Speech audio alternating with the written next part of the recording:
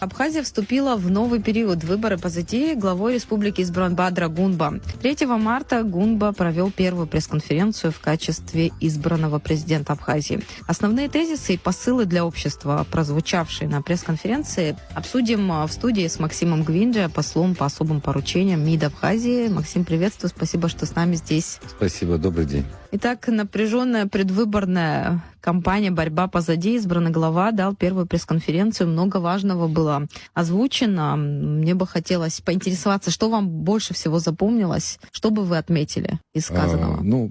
Поздравляю всех граждан республики с окончанием сложного периода выборов. Неважно, победил чей-то кандидат или нет, относитесь к этому как к рутине жизни. Все кандидаты являются патриотами, все желают хорошего для своей страны. Каждый видит этот путь по-своему. Но говоря о победившем кандидате, его пресс-конференции, я считаю, что она своевременная, и тезисы, высказанные в ней, именно своевременные. Это консолидация общества, снижение напряженности, снижение какого-то противостояния, потому что каждые выборы отражаются на жизни страны, на ее экономике, на самом самочувствии, на каждом человеке, даже если ты не участвуешь на бизнесе, на всем, на экономике. Поэтому считаю, что самый главный тезис — это теперь надо бросить все усилия на то, чтобы консолидировать население, консолидировать наш народ. И считаю, что там также прозвучали такие тезисы, что тот кандидат, который не прошел со своей командой, должен рассматриваться новым руководством как потенциальный помощник. Вакансии. Да, потому что ни говори, люди, которые баллотируются на столь значимый пост, обычно это созревшие люди, у которых есть свое видение, у которых есть определенный опыт. Нельзя исключать их опыт и талант для того, чтобы вместе работать сообща на благо нашей Родины. Вам как кажется, эти его слова Бадры Гунба, они помогли снять напряжение в обществе? Пока нет. Люди ждали, что же скажет, что же в первую очередь? Пока нет. Но я считаю, что это очень важно, что избранный президент начал свою первую пресс-конференцию с этого. Это говорит о том, что он очень хорошо чувствует настроение в обществе и понимает те угрозы, которые могут быть вызваны этим противостоянием. Поэтому надеюсь, что в будущем мы увидим какое-то взаимодействие или какое-то общение между победившим и проигравшим штабом относительно того, как они видят совместное движение вперед. Потому что ни говори, за второго кандидата проголосовало более 40% населения, голосовавших. И поэтому это нужно учитывать. Действительно, нужно считаться 40% и 50%, которые более 50 проголосовало. Да, более 50, да. Это практически более чем... Мы не знаем еще те, кто и не проголосовал, да, и симпатия народу. Но это серьезные цифры, и к ним надо относиться серьезно. Но что меня радует, я вижу, что у Бадры Гунба есть это понимание. Действительно, это объединение, оно назрело, иначе мы опять к протестам вернемся. И пока шла предвыборная пора, опять говорилось о том, что нужно менять законодательство, нужно попытаться решить внутриполитический кризис путем законов, изменения законодательства. И об этом Бадра Гунба тоже говорил, что законодательство нуждается в изменениях. Предложения и поправки будут внесены в парламент без затягивания вопросов в рабочих группах. Вы как на это отреагировали? Действительно, мы же были свидетелями нескольких рабочих групп по разным вопросам, и насколько они оказались эффективными, эти... Знаете, как есть такая поговорка, компании. Если хочешь погубить какое-то дело, создай рабочую группу. Но, тем не менее, естественно, давным-давно назрела необходимость работать над законодательством, изменять его, делать поправки. Но, опять-таки, в парламенте в этом процессе должен быть максимальный консенсус. И власть, и оппозиция должны вести диалог для того, чтобы определять конечную цель этой совместной деятельности. Если мы говорим о каком-то законе, вы знаете, прошлые месяцы до выборов общество будоражилось по поводу различных законов, которые некоторые были непопулярны, некоторые были сложные, некоторые были вообще ненужные. Но, тем не менее, это вызывало определенную напряженность в обществе. Сейчас, учитывая вот этот опыт, надо учиться на ошибках прошлого и просто вести диалог, я считаю, так. Ну, насколько вообще общество готово к таким изменениям? И сама власть, исполнительное, законодательное общество, оно созрело вот к таким изменениям? Как вы считаете?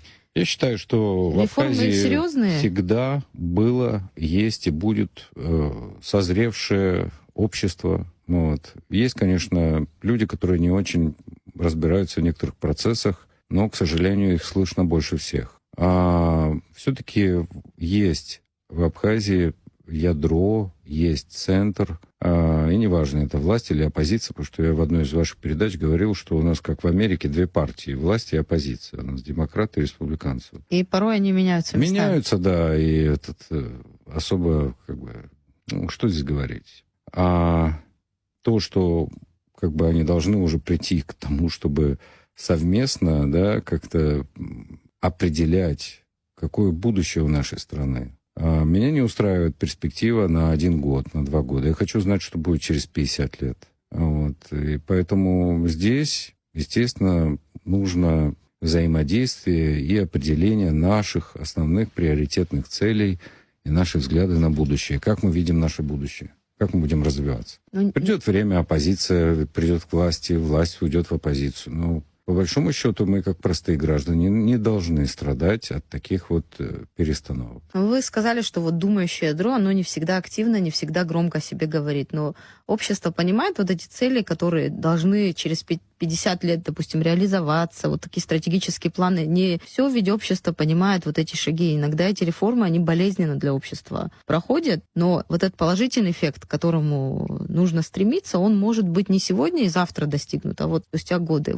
Где найти этот компромисс? Компромисс надо говорить с населением, надо говорить с народом, надо говорить с своими соперниками, надо вести открытый диалог. Если принимается, если мы говорим, опять вернемся к вопросу о законодательстве и о поправках, которые необходимо там будет применять, некоторые законы важны, но они в обществе могут вызывать определенную напряженность. Но все это потому, что людям не разъясняют, почему это так, и почему это именно сейчас нужно, и к чему это может привести, к чему может не привести. И также я давно не слышал нашу идею, что у нас будет через 100 лет, что мы будем через 100 лет. Этого и ждем после того, как будет сформирована команда. К сожалению, каждая сформированная команда, и вы знаете, этот опыт уже, я надеюсь, что в этот раз будет по-другому, но уже не первый раз, уже которые выборы прошли. Понимаете, управлять нашей маленькой страной не так просто. Мне кажется, проще быть президентом Соединенных Штатов, чем президентом Абхазии. Почему вы так считаете? Доступность власти. Моментальная реакция от своего народа. Ты должен более тонко действовать. Отсутствие карательного механизма у власти и отсутствие финансовых рычагов и так далее, и так далее. Общество само по себе даже более демократичное, чем в других странах, которые называют себя светочем демократии. Вообще демократия, хоть это и ругательное скажут, что это такой слово, уровень демократии. Да, хоть и ругательное слово сегодня, но все-таки самое большое достижение наше — это демократия. Мы не скатились к военной хунте после войны. Мы не превратились в радикальное какое-то образование, хотя для этого у нас были все шансы. Мы стали демократической страной, и Конституцию, которую мы приняли, и другие законы, которые мы применяли при Владиславе Григорьевиче, они все были абсолютно демократические. Да, у нас есть определенные проблемы, связанные с демографическими угрозами нашему населению. Отсюда и исходят некоторые законы, такие, которые говорят, что это не демократично. Но что поделать, у нас так. Здесь мы не можем себя перешагнуть через это. Но по большому счету самое большое наше достижение — это демократия. И эту демократию, ее надо сохранять. В обществе больше не должно звучать таких тезисов, как Одни являются гражданами, другие не являются гражданами. Мы все негативно воспринимаем те процессы, которые происходят в балтийских странах в отношении русскоязычного населения. И вы видите, к чему это может всегда привести. Поэтому здесь очень тонкая грань. Абхазия многонациональная страна. Здесь все люди должны жить в мире и в радости. Об этом, кстати, тоже говорил избранный глава государства. Он сказал, что особенность прошедшей предвыборной кампании — это использование межнационального фактора, и, слава богу, к тяжелым последствиям это не привело. Еще один вопрос, на который Бадр Зурабович тоже дал ответ, это как дальше будет развиваться сотрудничество с Россией. Вот тут тоже он обозначил вектор, что взаимодействие между странами будет наращиваться по всем направлениям. Конечно, его надо наращивать. Тут огромный пласт работы, который необходимо выполнять. И почему это необходимо выполнять? Да для того, чтобы была стабильность на Кавказе, чтобы был мир. Самый первоочередной интерес нашей страны, как и любой другой страны, это безопасность. И наших союзников. И экономическое развитие, естественно, наших союзников. И, извините меня, но примеров в мире уже очень много. И только слепой их может не замечать, и даже слепой уже все видит. Тем более недавние события, как вы знаете, я не хочу переходить на эту тему, но события, которые сейчас стремительно развиваются в западном полушарии, мы не можем считать, что у нас такое есть. Вот в Абхазии мы часто думаем, что процессы, которые там в мире происходят, они нас не касаются. Да нет, касаются напрямую. Это все может и здесь аукнуться. Поэтому считаю, что, конечно же, необходимо очень четко и очень взвешенно и осторожно к этому подходить. Самое главное — консолидировать общество. Нужен диалог, нужно рассказывать людям и показывать, и говорить, и объяснять. Не надо лениться.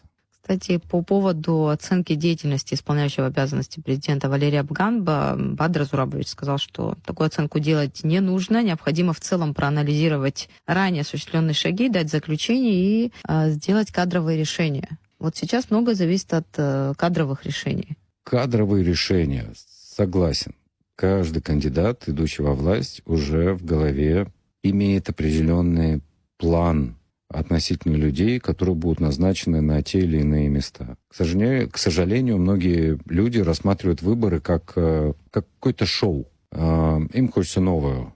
Им хочется новые лица, и обязательно хочется какой-нибудь провальный, громкий уход старых лиц. Хлеба и зрелищ, да, человечество думаю, не что это не изменилось. совсем правильный подход, потому что все-таки люди, которые работают на госслужбе, в основном делают очень трудную работу, которая всегда остается неблагодарной. Но, поверьте, это очень тонкий, очень трудный такой процесс. Нет смысла раскидываться кадрами. Да, у нас много людей, которые умные, которые знают и умеют. Здесь еще есть некоторые нюансы этой работы, которые нужны для того, чтобы успешно выполнять свои обязанности. Страна небольшая, людей с опытом. Вот мы не раз говорили о том, что вот советская система дала управленцев. Многие из них уже в возрасте, другие уже ушли из жизни. И вот нет у кого перенять опыт, и вот нет школы, где могли бы воспитать таких управленцев. Поэтому, да, многие говорят о том, что нам не хватает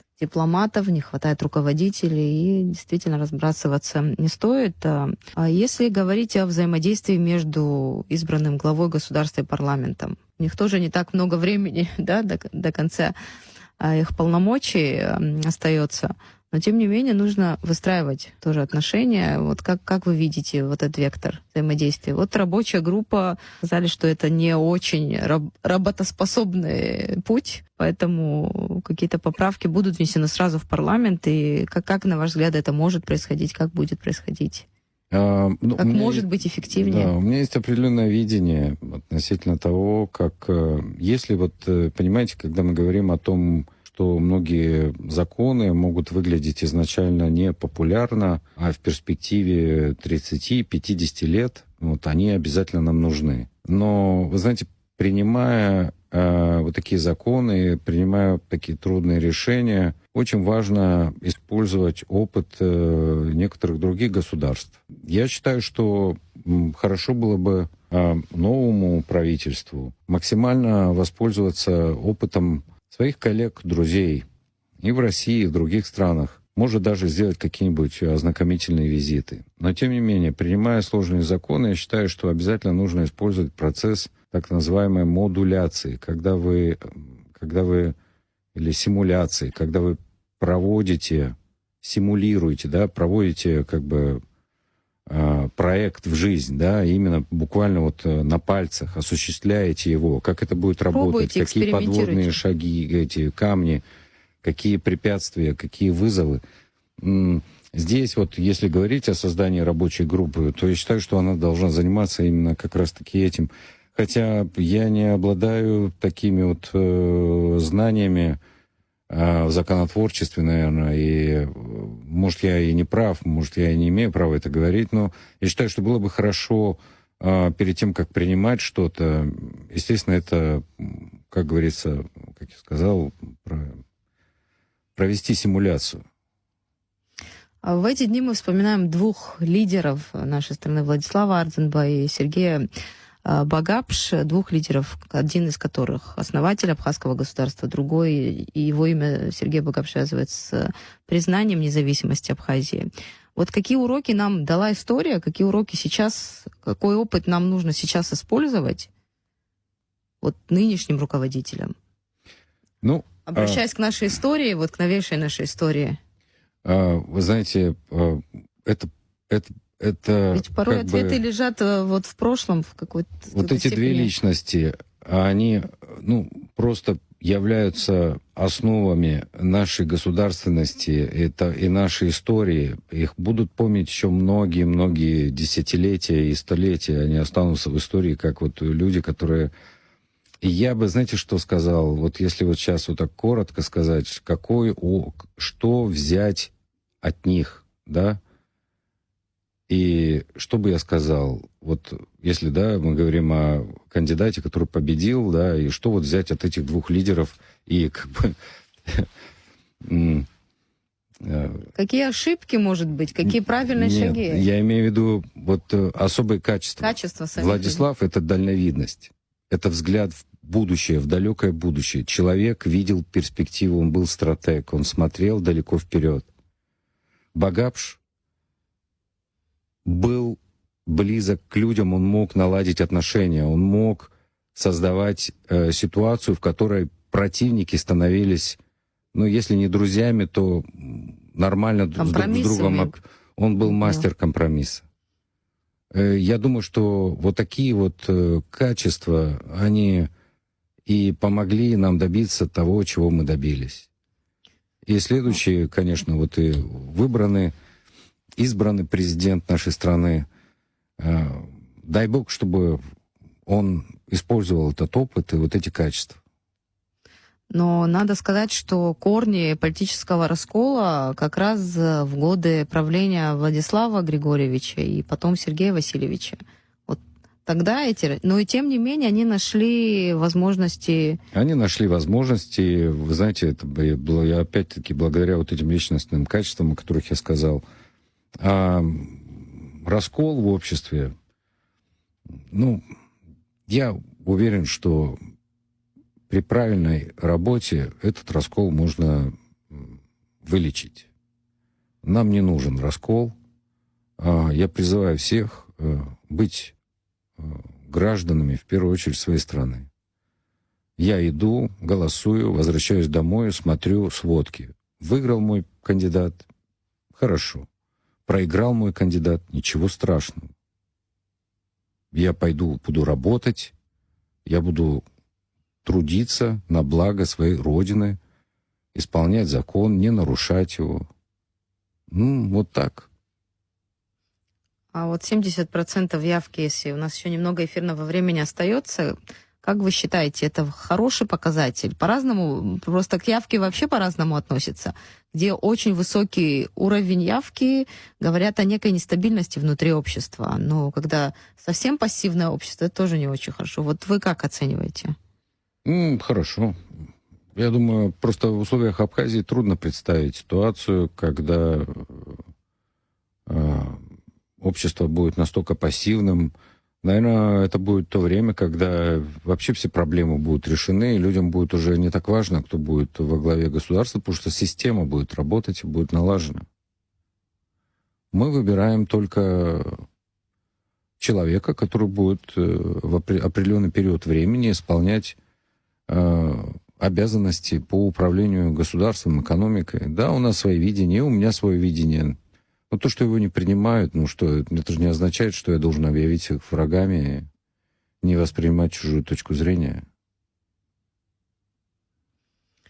Это легко сказать, но сложно сделать. Это мне кажется, какой-то этап, который мы переживаем в обществе.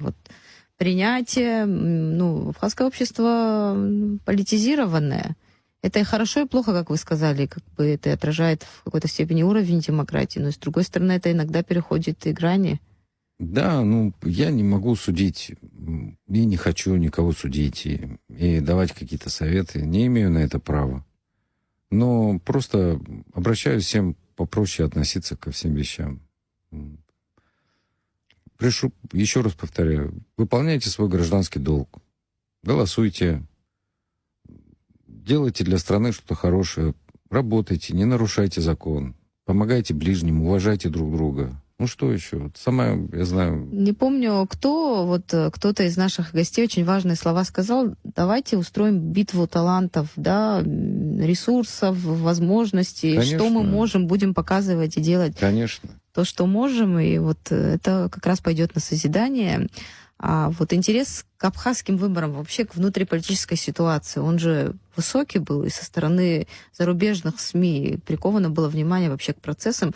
Как вы считаете, что это означает вообще такой интерес в последнее время к ситуации внутри Абхазии? И вы чувствуете вообще такой возросший интерес? Естественно, я следил за различными источниками во всем мире.